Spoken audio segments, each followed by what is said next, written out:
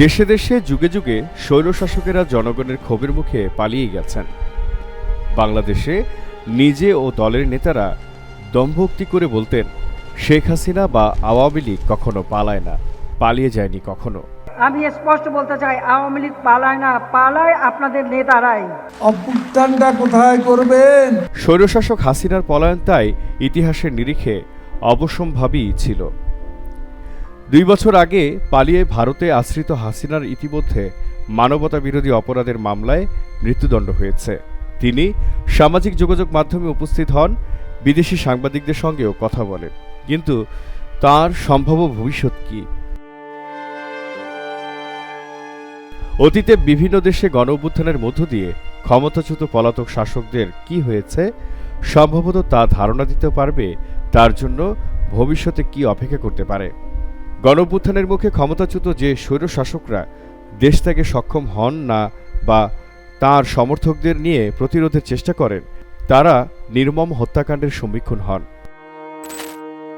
2011 সালে লিবিয়ার Muammar Gaddafi ও 1989 সালে রোমানিয়ার নিকোলাই চচেস্কু গণঅভ্যুত্থানের মুখে পলায়নের সময় সস্ত্রীক বিক্ষোভকারীদের হাতে ধরা পড়ে নিহত হন। পলাতক শাসকরা বিদেশে আশ্রয় লাভের পর রাজনৈতিক জীবন থেকে কার্যত অবসর গ্রহণ করেন এবং ক্ষমতায় থাকাকালে দুর্নীতির মাধ্যমে অর্জিত ব্যাপক সম্পদ দিয়ে বিলাসবহুল জীবনযাপন করেন। এক বড় সংখ্যকই সবার অজ্ঞাতে নিষ্ক্রিয় জীবনযাপন করেন। বেশিরভাগেরই জীবনবাসন হয়েছে নীরবে, লোকচক্ষুর আড়ালে। মৃত্যু ও শেষকৃত্য অনুষ্ঠানের খবরও অজ্ঞাতেই থেকে যায়। 1979 সালে ইরানের ইসলামী বিপ্লবের বিজয়ের আগে দেশ ত্যাগ করা রেজা শাহ পাহলভি মাত্র 1.5 বছরে 6টি দেশে আশ্রয়ের সন্ধানে ঘুরেছেন। অসুস্থ অবস্থায় কায়রোতে তার মৃত্যু হয়। ফিলিপাইনের 20 বছরের স্বৈরশাসক ফার্ডিনান্দো মার্কোস 1986 সালে ক্ষমতাচ্যুত হয়ে যুক্তরাষ্ট্রের হাওয়াই দ্বীপে আশ্রয় নেন। সেখানে 1989 সালে মারা যান।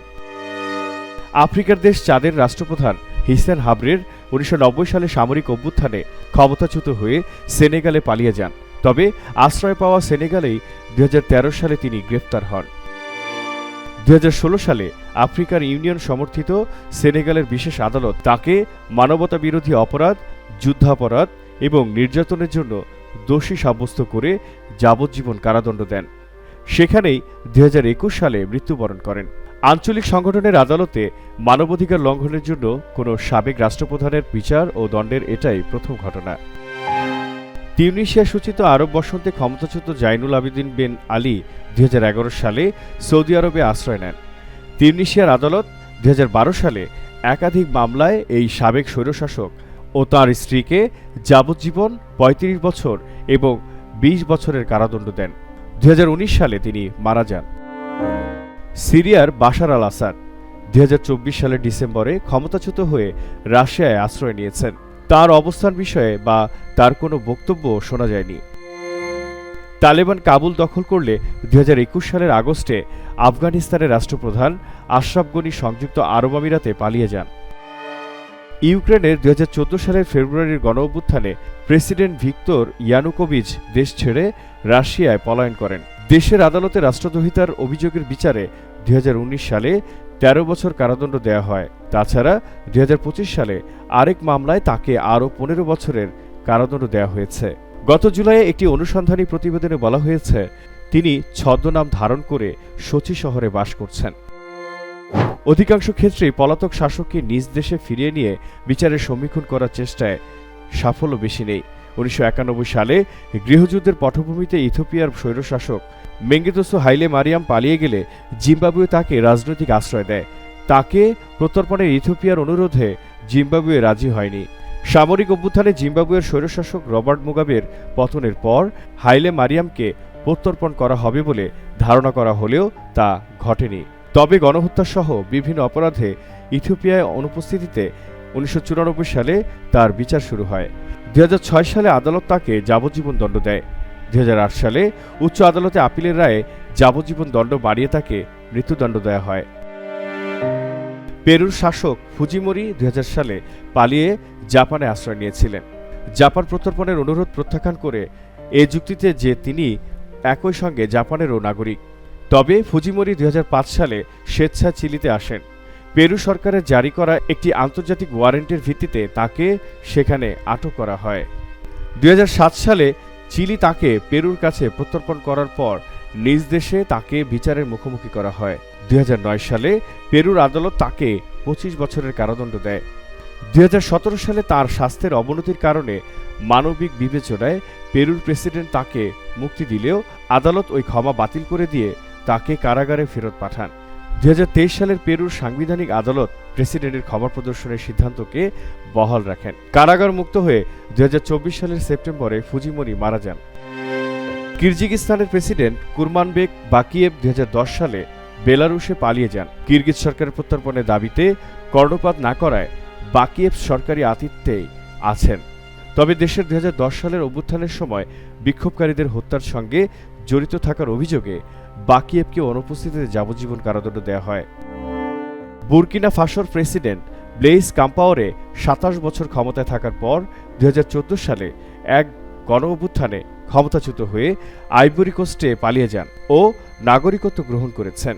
2022 সালে দেশের আদালত তাকে তার পূর্বসূরীকে হত্যার মামলায় দোষী সাব্যস্ত করে যাবজ্জীবন কারাদণ্ড দেয়। চাদের প্রেসিডেন্ট হিনসে হাব্রের বিচার তার নিজ দেশে না হলে যেখানে আশ্রয় নিয়েছিলেন সেই সেনেগালেই হয়েছে। নিপীড়নের শিকার ব্যক্তিদের অব্যাহত চেষ্টার ফলে 2013 সালে সেনেগালে তিনি গ্রেফতার হন। 2010 সালে আফ্রিকান ইউনিয়ন সমর্থিত সেনেগালের একটি বিশেষ আদালত তাকে মানবতাবিরোধী অপরাধ, যুদ্ধাপরাধ এবং নির্যাতনের জন্য দোষী সাব্যস্ত করে যাবজ্জীবন কারাদণ্ড দেন। এই বিচার ও দণ্ড প্রথম ঘটনা যেখানে কোনো সাবেক রাষ্ট্রপ্রধানের বিচার হয়েছে দেশের বা আঞ্চলিক সংগঠনের আদালতে মানবাধিকার লঙ্ঘনের জন্য যাতে দোষী সাব্যস্ত হন। সাবেক স্বৈরশাসকের নিজ দেশে তার উপস্থিতিতে বিচারের ঘটনাও আছে। পূর্ব জার্মানির রাষ্ট্রপ্রধান এরিখ হেনেকারকে একীভূত জার্মানিতেই বিচার হয়েছে। ক্ষমতা থেকে পতনের পর 1991 সালে হেনেকারের বিরুদ্ধে সমন জারি করা হলে তিনি ডিসেম্বর মাসে মস্কোতে পালিয়ে যান। সেখানে তিনি চিলির দূতাবাসে আশ্রয় নেন এবং সোভিয়েত ইউনিয়নের নাগরিকত্বের আবেদন করেন। তিনি চিলিতে যেতে চাইলেও চিলির সরকার তাতে রাজি হয়নি। 1992 সালের 29 জুলাই চিলির দূতাবাস থেকে তাকে জোর করে বিদায় করে দিয়ে বিমানে করে বার্লিনে পাঠিয়ে দেওয়া হয়। তিনি বিমানবন্দরে আটক হন। ইতিমধ্যে তার বিরুদ্ধে অভিযোগ গঠিত হয় এবং 1992 সালের নভেম্বরে তার সঙ্গে অন্য অভিযুক্ত ব্যক্তিদের বিচার শুরু হয়। ইতিমধ্যে এটা জানা যায় যে তিনি ক্যান্সারে আক্রান্ত এবং 6 মাসের বেশি বাঁচবেন না। ফলে তার আইনজীবীরা মানবিক বিবেচনায় তাকে মুক্তি দেওয়ার আবেদন করেন। প্রাথমিকভাবে এই আবেদন নাকচ হওয়ার পর তা গৃহীত হয়। হেনেকার 1993 সালের জানুয়ারিতে মুক্তি পেয়ে চিলিতে তার পরিবারের কাছে যান এবং 1994 সালের মে মাসে মৃত্যুবরণ করেন।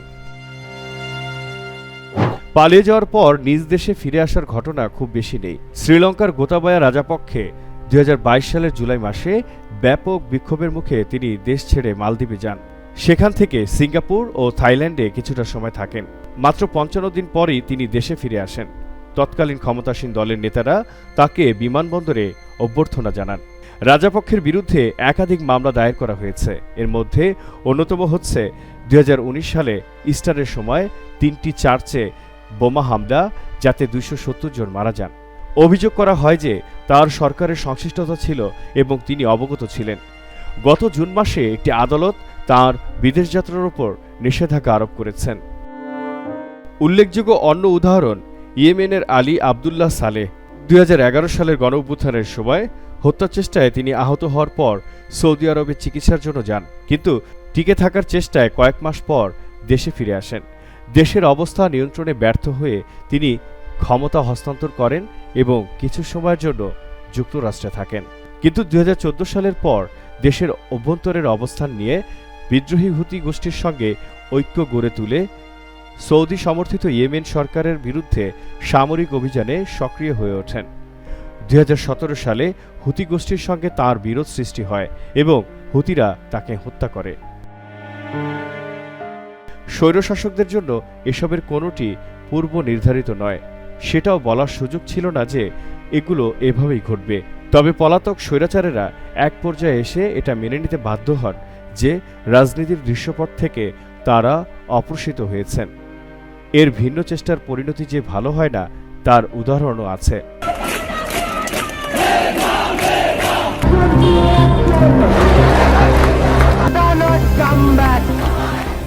বাংলার 2024 সালের 1 জুলাই জহিরুল ইসলাম।